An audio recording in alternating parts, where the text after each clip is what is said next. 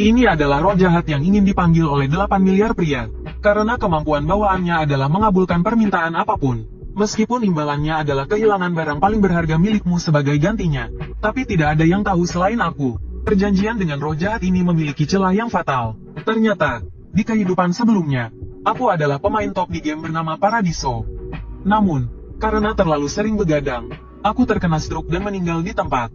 Karena suatu kesalahan, aku menjadi penguasa wilayah kelas F yang tidak berguna di game ini. Tapi aku berpegang pada prinsip tidak ada pahlawan sampah, hanya ada pemain sampah. Ditambah lagi, aku memiliki ingatan kehidupan lampau sebagai rahasia. Membuat wilayah sampah ini menjadi yang terkuat di benua ini hanyalah masalah waktu. Tapi satu-satunya yang membuatku kesal, adalah tubuh ini lebih gemuk daripada babi. Tidak hanya membuat umurku berkurang 18 tahun, tetapi juga semua statistikku sangat rendah hingga aku bahkan tidak bisa mengalahkan seekor anjing. 10 tahun dari sekarang, benua ini akan menghadapi bencana besar. Semua wilayah dan negara akan terlibat dalam upaya menghentikan Raja Iblis menghancurkan dunia. Jika aku hidup seperti tubuh asli ini, wilayah ini pada akhirnya akan hancur. Bukankah itu berarti aku akan mati lagi? Tidak bisa, aku tidak akan membiarkan itu terjadi. Detik berikutnya, kursiku hancur berkeping-keping karena tidak mampu menahan berat badanku. Aku ingat betul, Jared, pemilik tubuh asli ini, sangat berpotensi saat kecil. Bagaimana bisa dia berubah drastis saat dewasa? Jadi, untuk hidup lebih lama, aku harus segera menurunkan berat badan. Tentu saja, aku juga harus punya tujuan hidup di kehidupan ini. Aku ingin menjadi pahlawan terkuat di benua ini dan menyatukan dunia. Setelah itu, aku bergegas ke kantor penguasa. Aku harus segera menemukan warisan ayahku. Saat itu, pelayan Hayes tiba-tiba datang. Setelah tahu aku sedang mencari warisan ayahku, dia dengan mudah menemukannya berkat ingatannya membersihkan kantor setiap hari. Aku sangat berterima kasih padanya. Dia melakukan semua itu hanya untuk mendapatkan pengakuan dari penguasa. Hanya itu saja. Semua yang dia lakukan hanyalah untuk mendapatkan pengakuan dari sang penguasa. Tidak lebih. Namun, detik berikutnya, aku memerintahkannya untuk meninggalkan kantorku. Hal ini membuat Hayes, yang tadinya senang, menjadi bingung. Dia merasa, aku hari ini sangat berbeda dari biasanya. Sementara itu, aku mulai menyalurkan sihir ke warisan ayahku. Kau benar, aku akan menghancurkannya. Sebagai seorang penyihir tingkat 4, satu-satunya kemampuanku, cukup untuk memanggil makhluk yang tersegel di dalamnya. Meskipun aku merasa bersalah karena mengabaikan niat baik ayahku. Karena benda ini seharusnya membantu pertumbuhan sihirku. Aku yakin ayahku pasti mengerti. Ini satu-satunya kesempatan untuk mengubah nasibku. Dan selanjutnya, yang muncul di hadapanku, adalah roh jahat Isabella, yang tersegel di dalam benda itu. Manusia bodoh, apakah kau yang memanggilku? Aku menjawab iya. Katakan padaku keinginan apa yang ingin kau wujudkan. Aku ingin sebuah skill yang bisa melihat status dan kecenderungan siapapun. Isabella setuju, tapi sebagai gantinya, dia akan mengambil hal terpenting dalam hidupku. Jika itu uang, dia akan mengambil semua kekayaanku. Jika itu keluarga, dia akan memakannya sebagai camilan. Aku berpura-pura terkejut, karena Isabella sedang membaca semua ingatan di kepalaku. Tapi keterkejutanku dengan cepat berubah menjadi seringan jahat. Sepertinya kau menyukai hal yang paling berharga bagiku. Isabella terlihat terus menggerutu dengan bibirnya. Tubuhnya juga bergerak tak terkendali mendekatiku. Inilah celah fatal dalam perjanjian pertukaran dengan roh jahat yang kutahu. Perjanjian itu tidak secara eksplisit menyatakan bahwa kita tidak bisa mengubah apa yang kita anggap paling berharga. Jadi, biarkan aku, yang telah menjaga keperjakaanku selama 34 tahun, dengan enggan menerima cintamu. Isabella, di sisi lain, masih berjuang keras. Dia benar-benar tidak mengerti bagaimana manusia bisa menginginkan ciuman pertama roh jahat. Namun, dia juga tidak bisa melanggar perjanjian itu. Jadi, aku menggunakan ciuman pertama kami untuk memenuhi syarat pertukaran. Sementara itu, Hayes, pelayanku, masuk sambil membawa setumpuk dokumen. Ini semua dokumen yang kupinta dia carikan dan yang akan membantuku. Tapi sebelum menerimanya, aku memberi isyarat agar dia tetap diam. Benar, aku ingin menguji seberapa efektif skill mata pengamat ini. Sebuah panel yang menampilkan atribut dan kecenderungan Hayes muncul. Dia memiliki banyak kecenderungan khusus. Bakatnya jelas-jelas cocok menjadi pelayan. Soal cinta luar tingkat A, perlu dijelaskan. Artinya, Hayes setidaknya telah diam-diam mencintaiku selama 10 tahun. Tapi maaf, aku sekarang sedang fokus pada hal-hal besar. Aku tidak ingin memikirkan sedikit pun tentang cinta. Saat aku menerima dokumen dan mulai membacanya, Hayes tiba-tiba terlihat gugup sambil memainkan tangannya dan meminta maaf padaku. Dia bilang lain kali dia akan berusaha lebih baik. Kata-katanya membuatku tertegun selama 2,5 detik. Aku baru mengerti setelah menemukan ingatan pemilik tubuh asli ini. Bajingan ini suka menindas Hayes. Tidak hanya memberinya semua pekerjaan remeh, dia juga memukulinya terlepas dari apakah Hayes menyelesaikan tugasnya dengan baik atau tidak. Saat aku berjalan ke arahnya, karena refleks, Hayes secara tidak sadar menutup matanya, bersiap menerima hukuman. Namun, detik berikutnya aku memeluknya. Sikap dan perlakuanku padamu sebelumnya adalah salahku. Aku berjanji tidak akan pernah bersikap buruk lagi di hadapanmu. Jadi, agar aku bisa membangun kembali citra sebagai tuan yang baik, maukah kau memaafkanku dan mempercayaiku lagi? Seperti yang diduga, Hayes tersentuh oleh ketulusanku. Air mata dan ingusnya mengalir deras. Ternyata gadis ini diam-diam mencintaiku. Ku tidak pernah menyalahkan tuan. Aku hanya ingin selalu berada di sisimu. Identitasku sekarang adalah Jared. Tentu saja, semua kesalahan yang pernah dia lakukan harus kutanggung. Setelah itu, ku memberitahu Hayes tentang rencana dietku. Makanan di meja ini adalah yang kupinta Hayes siapkan untukku. Meskipun rasanya sangat tidak enak, ini satu-satunya cara untuk menurunkan berat badan dengan cepat dengan tubuh seperti ini. Karena ini semua adalah tumbuhan dalam game yang memiliki efek buruk pada rasa kenyang. Karena efek ini, lemakku mulai terurai dan keluar dari tubuhku. Pembakaran kalorinya juga 2 kali lipat dari biasanya. Aku bisa merasakan tubuhku sedikit lebih kurus. Tapi rasanya seperti susu basi dicampur pasta kedelai. Wajar saja tidak ada yang mau memakannya meskipun mudah ditemukan. Ada alasannya mengapa makanan penurun berat badan ini tidak dimakan orang. Saat itu, sepiring steak yang harum muncul di hadapanku. Hayes bilang dia sengaja belajar membuatnya dari koki tua. Demi kesehatanku, kalau kali ini tidak keberatan.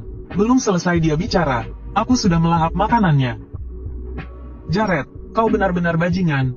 Bidadari sebaik ini pun kau tega bully. Sambil makan dan membaca dokumen, aku mengetahui bahwa wilayahku, Calibria tingkat F, terletak di ujung utara benua. Dan tempat ini penuh dengan monster serangga, bandit, dan berbagai ancaman lainnya. Namun, semakin miskin suatu daerah, semakin banyak peluang yang ada. Jadi aku harus cepat menjadi kuat. Kalau tidak, aku tidak akan bisa memanfaatkan keuntungan ini. Tiba-tiba, Isabella muncul. Berani-beraninya kau, aku bersumpah. Sebelum mendapatkan kembali insight-ku, aku akan terus menyiksamu sampai mati. Sepertinya meskipun memanfaatkan bug game, segalanya bisa menjadi semakin buruk. Ya sudahlah, anggap saja memelihara hewan peliharaan. Keesokan paginya, aku mengadakan rapat darurat. Namun, beberapa orang yang hadir berbisik-bisik. Mereka merasa matahari terbit dari barat hari ini. Tuan mereka yang pemalas, tiba-tiba membaca dokumen yang mereka serahkan dengan serius. Tiba-tiba, Kapten Gragas, kepala keamanan, membanting botol minumannya ke meja rapat. Yang mulia, untuk apa membaca dokumen itu? Akhiri saja rapat ini. Ayo kita minum. Aku punya minuman yang sangat berharga. Kau pasti suka. Berdasarkan ingatan tubuh asli ini, orang inilah yang membuat tubuh ini menjadi malas. Setiap kali ada momen serius, dia selalu menggodaku. Jadi, agar Calibria berkembang pesat, hama seperti ini harus segera dibasmi. Lalu aku bertanya pada Gragas. Aku sudah mengingatkanmu bahwa rapat ini penting. Kenapa kau masih mabuk berat? Apa kau tidak menghormatiku sebagai tuanmu? Gragas tercengang. Dia tidak tahu bahwa tuan yang dikenalnya telah berganti jiwa.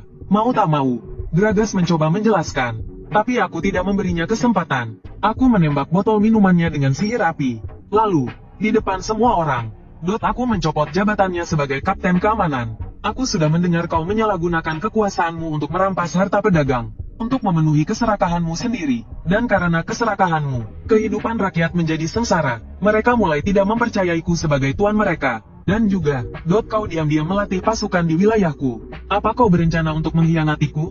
Jika aku tidak menghukummu, aku rasa aku tidak akan bisa tidur nyenyak. Melihat bola api di tanganku, Gragas ketakutan dan mencoba melarikan diri. Tapi bagaimana mungkin kecepatannya bisa menandingi bola apiku? Bola api itu mengenainya tepat di punggung. Bersyukurlah aku berhati lembut sehingga tidak membunuhmu. Mulai hari ini, jabatan kapten keamanan dipegang oleh Lakis. Aku tahu dia sangat setia padaku.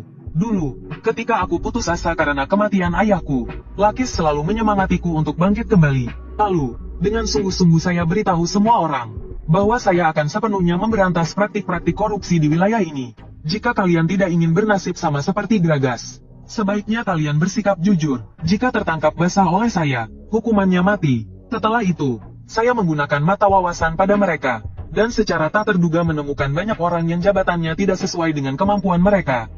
Hal ini membuat saya tak habis pikir dengan pemilik tubuh asli ini. Sepertinya ada banyak sekali hal yang harus saya perbaiki. Mungkin Olin tua yang sedang sakit bisa membantu saya dalam hal ini. 1 bulan kemudian, Lakis, sesuai perintah saya, menangkap beberapa tentara yang sebelumnya mengikuti Gragas. Mereka sama saja dengan bos mereka, menyalahgunakan kekuasaan, memeras uang perlindungan, dan sebagainya. Melihat orang-orang yang dulu menindas mereka ditangkap, para penduduk merasa sangat puas. Lakis juga memberitahu mereka bahwa Tuan telah mengakui kesalahan masa lalunya, dan akan memprioritaskan kesejahteraan mereka yang tinggal di wilayah ini. Membersihkan penjahat hanyalah permulaan, akan ada lebih banyak manfaat yang akan diberikan kepada mereka. Dalam waktu kurang dari 2,5 hari, kepercayaan semua penduduk di wilayah ini kepada saya pulih kembali. Saya hanya perlu mengelus perut saya setiap hari untuk meningkatkan sihir saya. Ini juga merupakan celah dalam game ini. Cukup arahkan kedua tangan ke diri sendiri dan lepaskan sihir, lalu serap kembali ke dalam tubuh untuk meningkatkannya dengan mudah. Meskipun pihak resmi pernah menyatakan bahwa ini bukan celah, saya berhasil mencapai level 12 penyihir dalam sebulan dengan cara ini. Namun saat itu, seorang tentara bergegas datang melapor. Kami menemukan kelompok Do yang bersembunyi di area tambang batu bara yang Anda tugaskan untuk kami cari. Kami menemukan kelompok Do yang bersembunyi di area tambang batu bara yang Anda perintahkan untuk kami selidiki. Seorang gadis, demi mendapatkan semangkuk sup hangat untuk temannya yang budak dan sedang demam, bersedia memenuhi permintaan apapun dari pedagang budak. Namun, gadis polos itu tidak tahu betapa jahatnya manusia. Untungnya, temannya menyadari niat buruk pedagang itu, dan menyiramkan sup panas itu ke wajah pria tersebut. Namun, tindakannya hanya menyelamatkan gadis itu untuk sementara. Dia sendiri tertusuk pisau pria itu dan jatuh pingsan. Saat pria itu hendak menyerang gadis itu, saya muncul sebagai penyelamat, lepaskan gadis itu. Beberapa menit sebelumnya, pencarian di tambang batu bara yang saya perintahkan akhirnya membuahkan hasil. Mereka melaporkan bahwa tidak hanya ada kelompok Do yang bersembunyi di sana, tetapi juga banyak budak dari berbagai negara yang ditawan. Saya segera bergegas ke lokasi bersama Lakis dan pasukan lainnya. Lakis mengagumi kejelian saya. Sebelumnya, saya telah membantunya memilih banyak tentara potensial, dan kali ini saya bahkan bisa menemukan sisa-sisa pengikut Gragas. Saya menjawab bahwa itu mudah ditebak, karena mereka tahu Gragas telah jatuh. Mereka pasti akan bersembunyi di tempat seperti tambang bawah tanah. Saya kemudian berbalik dan memerintahkan pasukan. Kali ini, kita tidak hanya akan membasmi sisa-sisa pengikut yang merusak wilayah ini, tetapi juga menumpas para penjahat yang memperbudak orang. Kita akan menyelamatkan semua orang yang dikurung di tambang ini. Kita akan berjuang demi Colidia. Setelah mengalahkan para penjaga di pintu masuk tambang, kami harus berpencar. Ada terlalu banyak percabangan di dalam tambang. Ditambah lagi, musuh hanyalah orang biasa yang bersenjata. Berpencar mungkin akan lebih efektif. Sementara itu, di sebuah ruangan di salah satu percabangan, salah satu anak buah Gragas berteriak marah sambil memegang pisau. Ini semua gara-gara temanmu. Separuh wajahku terbakar. Aku akan bunuh anakmu dulu. Lalu kau dan temanmu akan menemaniku bersenang-senang. Namun, begitu dia selesai bicara, perhatiannya teralihkan oleh suara kilatan. Hanya luka bakar sepele. Kau berani menyebutnya luka bakar? Detik berikutnya, bola api besar tiba-tiba menelan tubuhnya, membakar dia menjadi debu di udara. Berani-beraninya kau menggertak calon jenderalku. Kau cari mati, ya? Lalu aku cepat-cepat berjongkok dan menanyakan keadaan gadis itu. Tapi dia masih menangis sedih karena kematian temannya. Melihat itu, aku memeriksanya, berharap masih ada harapan. Tapi aura jiwa anak itu sudah meninggalkan tubuhnya. Bahkan penyembuh sihir terhebat pun tak bisa berbuat apa-apa. Aku menatap tubuh kurus gadis itu, dan tangannya yang kasar. Aku merasa kasihan. Sebelum aku datang, dia pasti disiksa dengan kejam. Tiba-tiba, seorang pria mabuk muncul dan berteriak, "Kalian semua ribut apa sih?" Orang itu adalah Chet, tangan kanan Gragas. Pada saat yang sama, dia menyadari keberadaanku. Bukankah ini tuan babi kita? Kenapa kau tidak makan dan minum di rumahmu, malah datang ke tempat kerjaku? Mendengar itu, aku langsung berdiri dan memperingatkannya. Ulangi sekali lagi kalau kau berani. Ini wilayah siapa? Jangan salahkan aku kalau aku langsung membunuhmu jika kau salah jawab. Melihatku mengumpulkan sihir di tanganku, Chet tidak menunjukkan rasa takut sedikit pun. Malah, dia mengejekku karena terlalu percaya diri. Berani-beraninya menggunakan jurus andalannya di depan seorang jenius sihir sepertinya. Selanjutnya, akan kutunjukkan padamu, babi gemuk, jurus pamungkasku yang baru kupahami. Chet menembakkan petir. Meskipun berhasil mengenalku, itu tidak melukaiku sedikit pun. Chet tercengang. Penyihir mana yang menggunakan jurus seperti itu? Aku menggunakan sihir dasar bernama kecepatan, menciptakan banyak bayangan di sekitar Chet. Yang terkena serangan Chet tadi hanyalah bayanganku. Chet memikirkan strategi. Dia pikir aku akan sulit mengubah arah dalam kecepatan tinggi. Kalau begitu, akan kuhancurkan semuanya. Begitu dia selesai bicara, mulutnya langsung bengkok. Serangan sihirku membuatnya merasakan akibatnya. Tapi itu tidak langsung membunuhnya. Jadi aku terus menyerangnya. Kau benar-benar bodoh, sudah mabuk, malah berani menggunakan sihir kuat yang membutuhkan waktu lama untuk dikumpulkan. Kelemahanmu terpampang jelas di depanku. Saat Chet tak berdaya, aku menghunus pedangku dan mengirimnya menemui ibunya. Setelah menyelesaikan perang melawan kejahatan dan menghancurkan organisasi bawah tanah, tingkat kesetiaan penduduk wilayahku mencapai 100 poin, membawa masa kemasan kecil bagi Korigia. Setelah itu, semua bawahan Chet dihukum. Para budak yang ditangkap diantar pulang oleh penjaga keamanan untuk bertemu kembali dengan keluarga mereka. Sedangkan Lena, tentu saja tetap di sisiku. Apa aku benar-benar bisa tinggal di wilayah Tuan? Tentu saja, jika aku mengantarmu kembali ke panti asuhan Mallorca, kepala panti pasti akan menjualmu lagi. Aku dan kakakku selalu mencari talenta muda untuk membantuku di masa depan. Jika kau mau datang ke wilayahku, aku akan bertanggung jawab melatihmu menjadi pendekar pedang yang hebat. Lena sangat senang mendengarnya. Aku pasti tidak akan mengecewakan harapan Anda. Suatu hari nanti, aku pasti akan menjadi pendekar pedang terkuat di Krimonia. Apa yang dia katakan memang benar, tapi tidak sepenuhnya benar. Berdasarkan ingatan kehidupan lampauku, aku tahu masa depannya sangat luar biasa dan mengejutkan. Dalam perang suci iblis yang pecah 10 tahun kemudian, dia menjabat sebagai garda depan pasukan iblis. Menghadapi serangan ribuan pemain, dia tidak menunjukkan rasa takut sedikit pun dan menahan semuanya dengan tubuhnya sendiri. Bisa dibilang dia adalah tameng terkuat dan paling tahan lama di pasukan iblis. Untungnya, kali ini aku berhasil mengalahkannya saat menghancurkan sisa-sisa pasukan. Dengan begitu, aku bisa mencegah Raja Iblis merekrut Lena. Saat menyembuhkan Lena, dia juga menceritakan kisahnya kepadaku.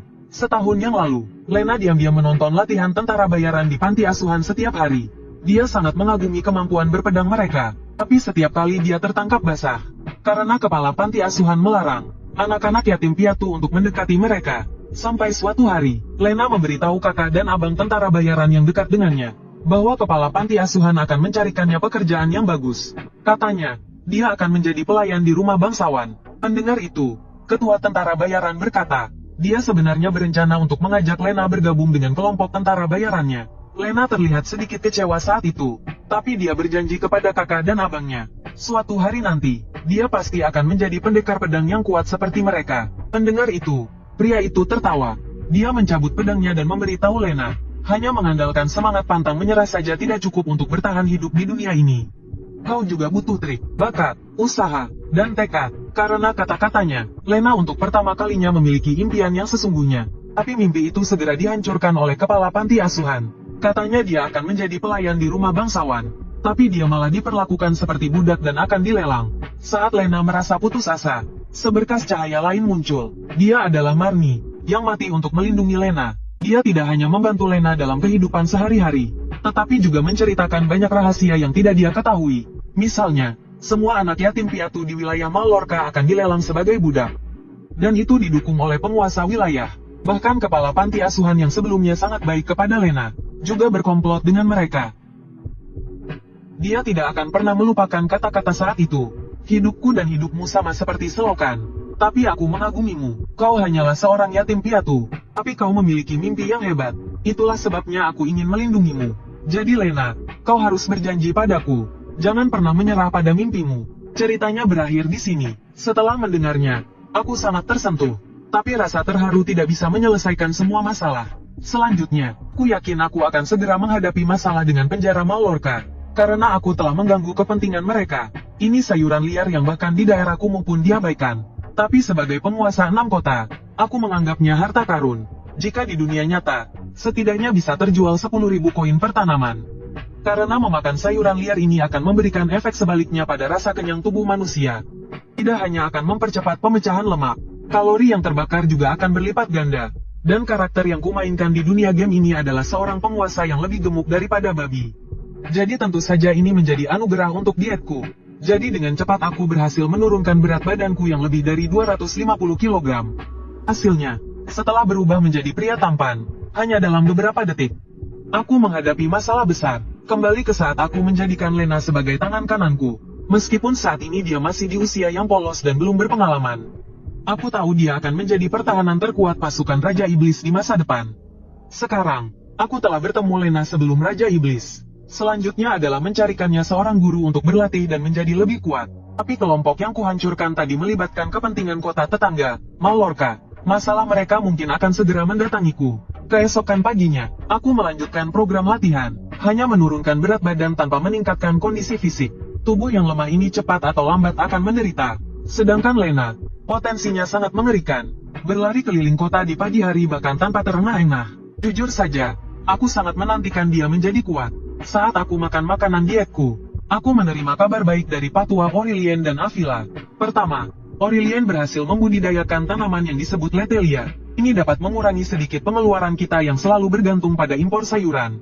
Kedua, Avila telah menarik pemburu monster 1,5 kali lebih banyak dari sebelumnya ke Kalibia.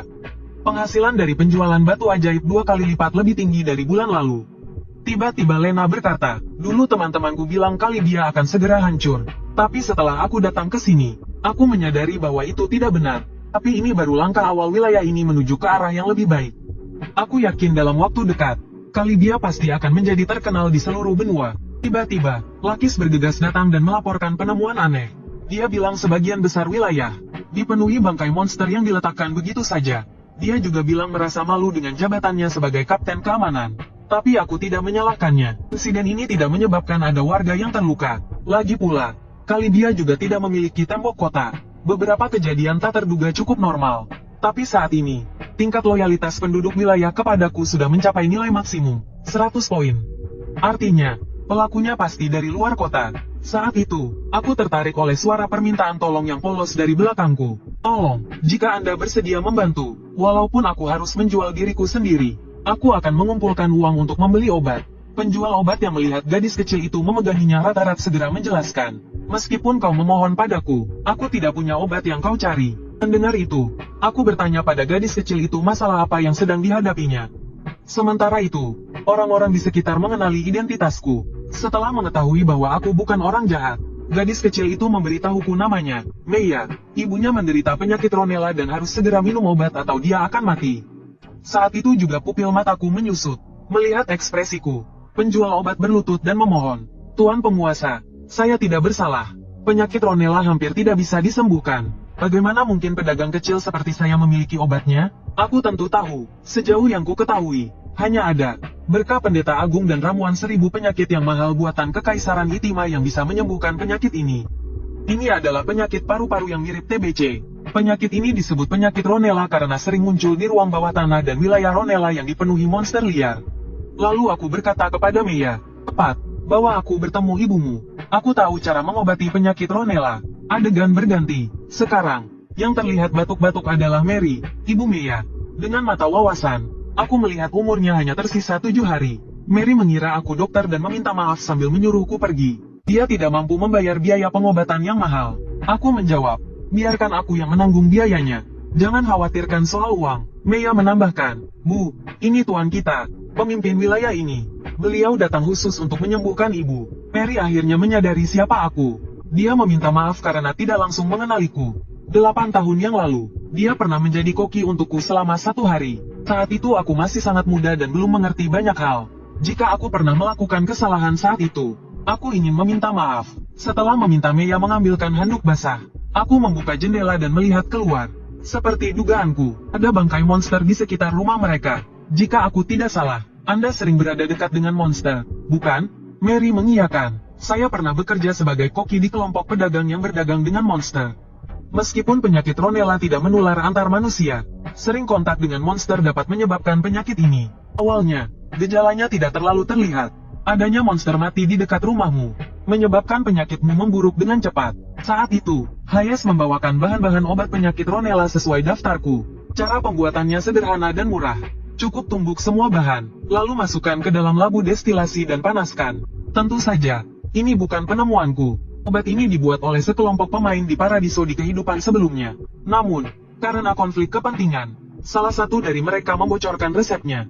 Melalui pengumuman resmi game, berkat dia, aku bisa membuatnya 10 tahun lebih awal. Mary tiba-tiba bertanya, orang penting seperti Anda, mengapa repot-repot membantu rakyat jelata miskin seperti saya? Aku menjawab, aku pernah mengalaminya sendiri. Bukan berarti aku pernah menderita penyakit ronela.